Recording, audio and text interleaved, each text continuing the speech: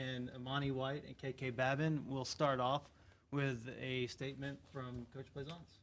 Well, first of all, I'd just like to give a big congratulations to ORU, their entire staff, their entire women's basketball program. What a class act they've been in our conference, and I think Misty does a great job with them. And they were coming in here ready to play, and it really made for a great spectators game, a little bit too close for our comfort. But and at the end of the day, just so proud of our players. We've been up and down in terms of we've been ahead and won, we've been ahead and lost, we've been down and won, we've been down and lost. And so the ability of these women to consistently battle and persevere, I'm just so proud of each and every one of them. We had tremendous leadership out there today, and the ability not to panic. You know, we always tell them it's always too early to panic, and they just didn't panic. And on a stage like this, a great conference, and parity isn't even the word anymore for this conference on the women's side. It's got some incredible coaches and incredible players, and it's just a testament to the entire conference, the body of work the conference has done. And I'm just very, very proud of our women, how we persevered through this game. If you have questions, there's a mic that is down there. Please identify yourself and your organization. Hello, I'm Teddy Renoise with the Daily Common Coach, you tied your own record, done the record 14 3-pointers in this game. What is it about this building? And obviously your girls came out ready and they went fired offensively. Well, it's tournament time, and what I'm trying to do, Teddy, is making that comfortable in a number of other buildings around the country, and then we can put down 14 threes in a game. But you know, again, it was their focus. This week was a little bit out of my element. Usually I'm a drill sergeant in terms of structure. We have to practice X amount of minutes. We have to do this. We have to sleep at this time, eat at this time. The sleeping and the eating piece stayed in place. But in terms of the practice pieces, I can't tell you the last time the day before a game we only practiced for 55 minutes. But our mindset coming in here was it was all about the mental, and I think that it's a testament to how they owned that piece, that was our focus coming in here, that they're able to focus and knock down those threes. And then the decision making, you know, Monty and KK, they allowed for great paint touches, and those paint touches did equate to wide open threes that a number of our players are able to hit. So it was a culmination of a number of things, and it was just, again, the patience and the diligence. But I think a lot had to do with the paint touches, and I think a lot had to do with Monty and KK and their ability just to control the offense and not just get the good shot for Nicholls State. We look for the great shot, and we had great shots tonight.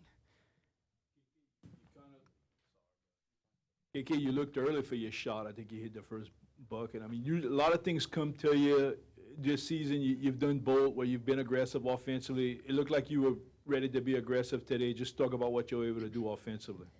Well, like Coach says, you know, once you come to the tournament, you got to take it to another level. And it's my last year, so I'll do just about anything to help our team win and achieve our goals of getting this ring. So Coach told me, you know, we're all going to have to step up, so I knew what I had to do to help us win this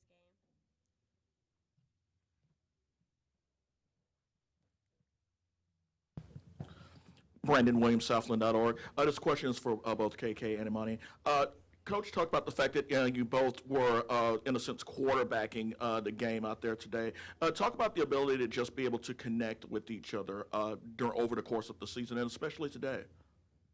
I think it was very important that we stayed in sync with each other because we're the leaders of the team, so we had to make sure everybody was where they needs to be and get a comfortable lead because we need some rest for the next 3 games. So we had to just be aggressive in the beginning of the game and just set the tempo, the right tempo. One thing that Coach kind of said from the very beginning is we had to learn how to feed off each other because we're both leaders and we both, you know, have the ability to influence the team. I guess the hard part was kind of learning how to feed off each other so we can both help each other be better. And as you can tell, I think we've kind of started to master that ability. Chris Bailey, KOB TV in Alexandria.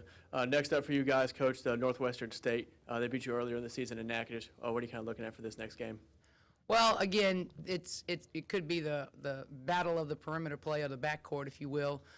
They have some outstanding backcourt play in Perez and Keisha Lee, and we're fully aware of that. Again, it's tournament time. They had talk about playing well in a building. They played well in Natchitoches all year, so getting them out of Natchitoches might be a little bit. Who knows?